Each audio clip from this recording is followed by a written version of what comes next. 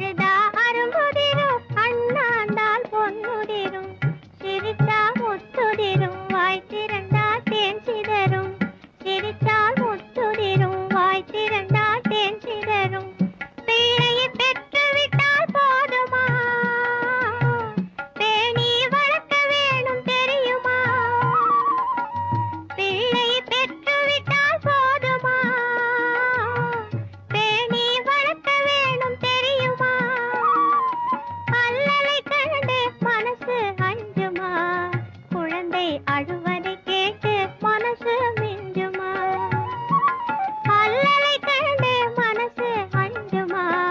குழந்தை அழு